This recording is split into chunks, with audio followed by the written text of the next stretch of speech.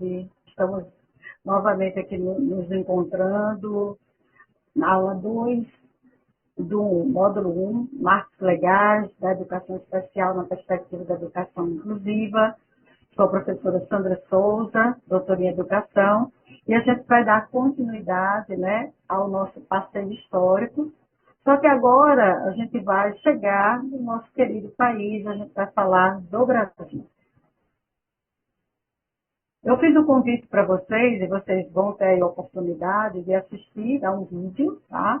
É a nossa sessão cinema, está no material, então espero que vocês assistam, que vocês gostem, tá? Esse vídeo ele é muito sensível, ele fala sobre a inclusão, né? E com certeza vai tocar a cada um de vocês. Antes de a gente chegar, de fato, ao nosso país, é interessante voltarmos um pouco, né, a falar de alguns marcos internacionais. O primeiro é a Declaração dos Direitos Humanos, que nós podemos dizer que é um dos documentos mais completos que nós temos, que fala exatamente da dignidade do ser humano. Então, nesse documento, no seu artigo 1º, diz que todos os seres humanos, eles nascem livres em dignidade e direitos.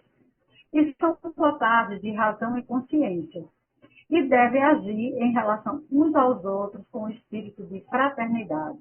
Então, é um documento-chave, porque além de ele estar falando, ele está contemplando que todos nós somos seres livres e dignos em relação aos nossos direitos, também nos contempla em agirmos com o espírito de fraternidade uns aos outros. Dois grandes documentos também, quando a gente fala de educação inclusiva, nós não podemos deixar de falar, né, da Conferência Mundial de Educação para Todos, em Jomtien, né, na Tailândia, que foi em 1990, e também a gente não pode deixar de registrar aqui a Declaração de Salamanca, né? Então, a década de 90 é uma década recheada, tá, de documentos que serviram exatamente como base para os nossos dispositivos legais no Brasil. Pegando um pouco da história no Brasil, a gente vai chegar aí ao segundo reinado, Dom Pedro II, que traz exatamente elementos para a gente pensar na história da educação especial, na perspectiva da educação inclusiva. Temos aqui o Imperial Instituto dos Meninos Cegos, que foi criado exatamente por Dom Pedro II, através de um decreto, o decreto de número 1482, de setembro de 1854. Então, a gente pode, a nível de história do Brasil, a gente pode trazer aí esse período exatamente, né, por Dom Pedro II, que ele faz, de certa forma, uma imersão na educação especial no Brasil imperial. Também, né, ainda sobre esse olhar, nós temos aqui no Brasil imperial o Colégio Nacional para Surdos Mudos, que começou a funcionar em janeiro de 1856, tá?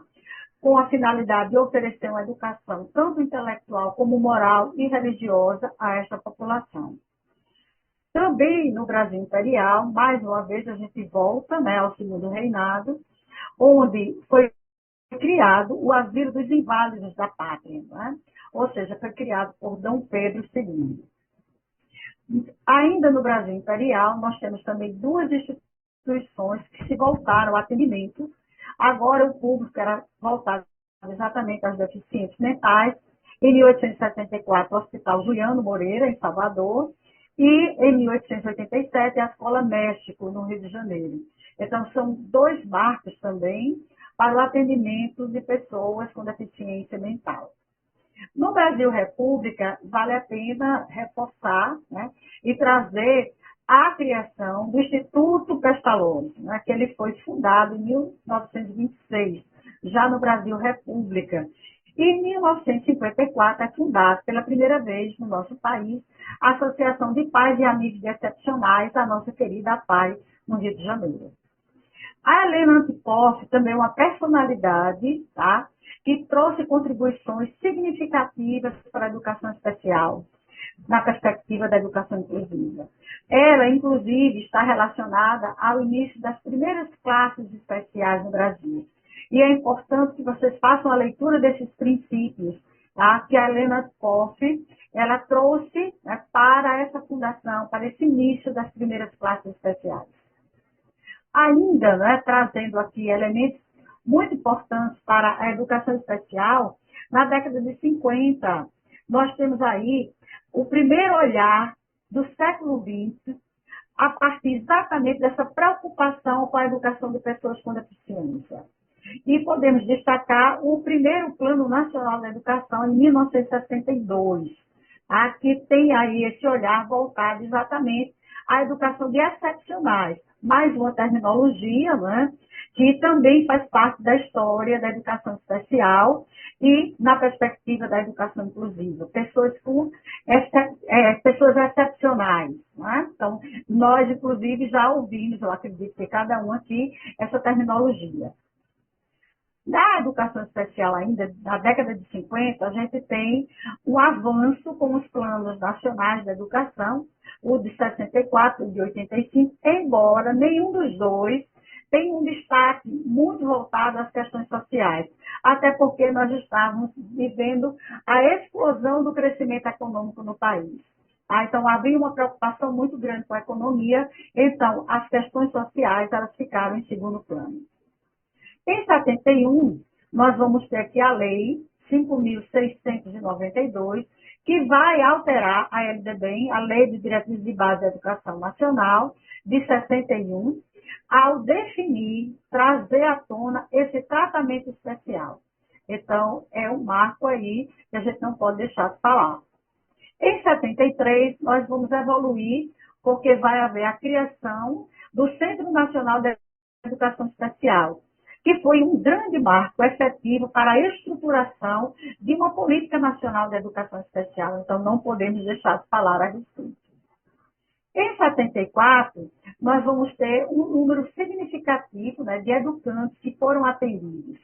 E entre 79 a 1984, graças, né, a um grande apoio técnico e financeiro, nós também tivemos um aumento significativo de instituições particulares especializadas no nosso país, passando de 290 em 1979 para 527 em 1984. Então, a gente vê o crescimento dessas instituições dedicadas exatamente à educação especial.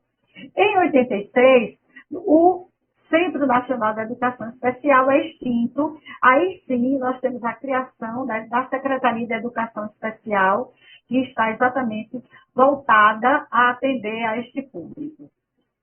Em 88, nós temos aí a nossa querida Constituição Federal, a nossa Carta Magna, que no seu artigo 205 fala exatamente que a educação é um direito de todos. E por ser um direito de todos, ela tem que contribuir para o pleno desenvolvimento da pessoa, o exercício da sua cidadania e a qualificação para o trabalho. Lembrando que o artigo 206, ele complementa o 205, ao estabelecer a igualdade de condições de acesso e permanência na escola. Então, a Carta Magna, podemos dizer que é um dos dispositivos legais que mais abre espaço para a educação inclusiva no nosso país. Em 1990, nós temos aí o ECA, o Estatuto da Criança e do Adolescente, na sua Lei 8.069, que no seu artigo 55 vai definir a obrigatoriedade dos pais e ou responsáveis de matricular seus filhos na rede regular de ensino. E nós temos também aqui a Secretaria de Educação Especial, que ela é extinta e se abre assim a possibilidade para uma coordenação de educação especial que fica subordinada à Secretaria Nacional de Educação Básica. Então, a Secretaria de Educação Especial, ela foi restabelecida um pouco mais à frente, em 1993. Não podemos deixar de falar que em 94 nós temos também aqui um grande marco, que é a Política Nacional da Educação Especial, a partir exatamente da sua publicação, onde vai orientar o processo de integração instrucional, ou seja, vai dar legitimidade e vai trazer o acesso às classes comuns do ensino regular para todos aqueles que apresentem condições de acompanhar e desenvolver as atividades curriculares programadas do ensino comum. Então, nós estamos finalizando, né, esse nosso segundo encontro, essa nossa segunda aula. Eu espero que vocês tenham apreciado esse percurso histórico agora pelo nosso país, para que a gente possa entender um pouco, tá, antes de chegarmos à aula 3, onde nós vamos explorar mais os dispositivos legais. Aguardo vocês.